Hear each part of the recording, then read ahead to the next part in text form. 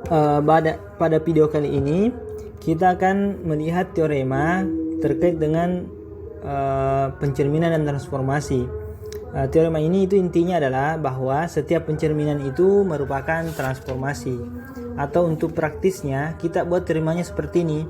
Jika MS adalah pencerminan terhadap garis S, maka MS adalah transformasi. Perlu diingat bahwa MS sendiri itu pencerminan didefinisikan pada maksud kami di sini pada bidang Euclid V. Jadi kita bisa membuat atau kita bisa melihatnya apakah dia merupakan transformasi atau tidak. Mengingat untuk transformasi itu harus bekerjanya di bidang Euclid V. Nah, kita mulai ingat kembali untuk membuktikan pernyataan seperti ini. Ini kan bentuknya P maka Q. Berarti kalau kita membuktikan langsung, kita bisa membuktikannya dengan memisalkan dulu MS sebagai pencerminan. Kemudian kita buktikan dia transformasi. Karena kan di sini kita menggunakan bukti langsung, berarti kita misalkan dulu. Berarti pertama, misalkan MS ini adalah pencerminan terhadap garis S. Kita akan tunjukkan bahwa MS adalah transformasi. Bagaimana cara menunjukkannya? Berarti akan ditunjukkan MS merupakan perlu diingat transformasi itu apa syaratnya? Ada 3. Yang pertama, kita tunjukkan dulu bahwa dia adalah fungsi. Yang kedua, tunjukkan dia adalah fungsi surjektif. Kemudian yang ketiga, tunjukkan dia adalah fungsi injektif. Kan seperti itu. Kita mulai dulu untuk yang pertama. Bagaimana cara menunjukkannya bahwa dia adalah fungsi? Berarti di sini akan ditunjukkan bahwa MS adalah fungsi. Ini yang mau ditunjukkan. Kita harus tahu definisinya fungsi. Di sini definisinya fungsi itu adalah ini, untuk setiap P anggota domain itu terdapat dengan tunggal P aksen anggota kodomain, sehingga MSP nanti ini sama dengan P aksen. Berarti dari sini langkah yang perlu kita lakukan terlebih dahulu adalah diambil sebarang P anggota V. Kemudian kita mau tunjukkan bahwa apakah betul ada P aksennya elemen V sehingga MSP sama dengan P aksen. Pertama, ketika kita mengambil P elemen V, maka P itu sendiri ada 2 kemungkinan, yaitu P-nya terambil di S atau P-nya tidak terambil di S. Mengapa kita tinjau seperti itu? Ini berdasarkan pada definisi dari pencerminan. Berarti di sini ada 2 kemungkinan. Terdapat 2 kemungkinan. Kita tinjau satu-satu. Pertama, kalau misalnya P-nya itu anggota S, maka diperoleh P aksennya adalah P sendiri. Jelas tunggal. Jelas ini tunggal. Ini menurut apa? Menurut definisi pencerminan. Kemudian yang kedua, kalau P-nya bukan anggota S, maka menurut definisi pencerminan MS, kita peroleh P aksen sama dengan MSP itu dengan S sumbu dari P aksen. Seperti itu. Dari sini kita bisa lihat bahwa jelas juga bahwa P aksen ini tunggal. Jelas juga bahwa P aksen tunggal. Sebab jika ada P aksen yang lain, maka berakibat jarak P ke P berakibat berakibat nanti sumbunya, berakibat nanti salah satu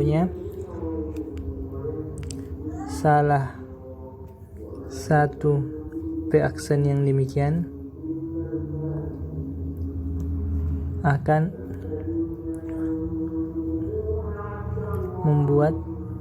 membuat X bukan lagi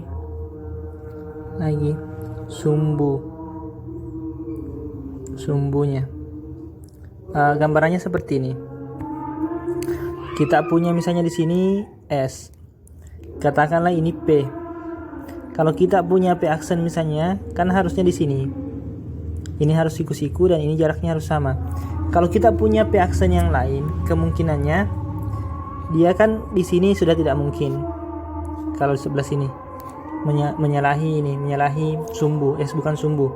Yang kedua, kalau misalnya kita punya P-nya di sini, menyalahi di sini, tidak siku-siku demi pencerminannya. Jadi akibatnya S bukan lagi sumbunya kan pasti di sini.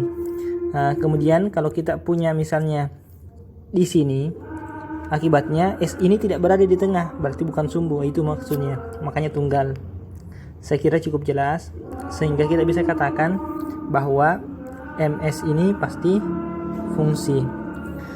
Selanjutnya, setelah kita buktikan bahwa MS fungsi, yang kedua akan ditunjukkan bahwa dia surjektif. Untuk itu kita mesti tahu dulu apa itu surjektif.